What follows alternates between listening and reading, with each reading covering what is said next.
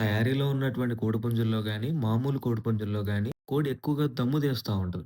అంటే దానికి ఎటువంటి తపిని పెట్టకుండా, దానికి ఎటువంటి శారీరక శ్రమ లేకుండానే కోడికి దమ్మొస్తూ ఉంటది. ఆ శ్వాస తీసుకునేటువంటి సౌండ్ మనకు వినపడుతూ ఉంటది. గస్, గస్, గస్ అని జెప్పి. సో, ఇలాంటి సిట్యుయేషన్ మనం ఐడెంటిఫై చేసినప్పుడు కోడిలో, ఆ కోడిలో ఆ ప్రాబ్లమ్ రావడానికి రీజన్ ఏందంటే, ఆ కోడి యొక్క హార్ట్ ఫంక్షనింగ్ సరిగా లేకపోవటం వల్ల బ్లడ్ సర్క్యులేషన్ సరిగా ఉండదు. దానివల్ల ఆక్సిజన్ సరఫరా గూడా సరిగా అవ్వదు. అంతేగాకుండా లంగ్ యొక్క ఫంక్షనింగ్ గూడా కొంచెం నెమ్మదిగా జరుగుతూ ఉంటది. అలాంటప్పుడు మనకిలాంటి లక్షణం అనేది మనకు కనపడుతూ ఉంటది కోళ్ళల్లో. ఇలాంటి లక్షణం మనం ఐడెంటిఫై చేసినప్పుడు, ఆ కోడిపుంజుకి ఒడ్లు అంటే ధాన్యం, ఒడ్లు, మెరికలంటారు గదా! సో, ఇవి అవాయిడ్ జేసి, సో, కోడి యొక్క హార్ట్‌కి, లంగ్‌కి ఇంటర్‌లింక్‌గా పనిజేసేటువంటి హోమియోపతి మెడిసిన్స్ వాడుకున్నప్పుడు, ఇప్పుడు మంచి ఫలితం మేము ఐడెంటిఫై చేయగలిగాం. చాలా తక్కువ టైంలోనే మంచి రిజల్ట్ కనపడింది. సో, ఈ మెడిసిన్స్ అనేవి ఎప్పుడైనా గానీ, ఆ కోడి యొక్క ఎఫెక్ట్ అయినటువంటి కోడి యొక్క లక్షణం బట్టి మనం మెడిసిన్ ఎంచుకొని వేస్తూ ఉంటే మంచి ఫలితాలు కనపడతాయి. హోమియోపతి వేసుకున్నప్పుడు ఇలాంటి సింప్టమ్స్‌లో మంచి ఫలితాలు మనం ఐడెంటిఫై జేయొచ్చు. వీడియో నచ్చితే లైక్ చేయండి.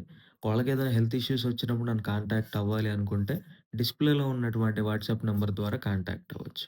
Thank you so much. మరొక వీడియోలో మరొక టాపిక్‌తో మాట్లాడుకుందాం.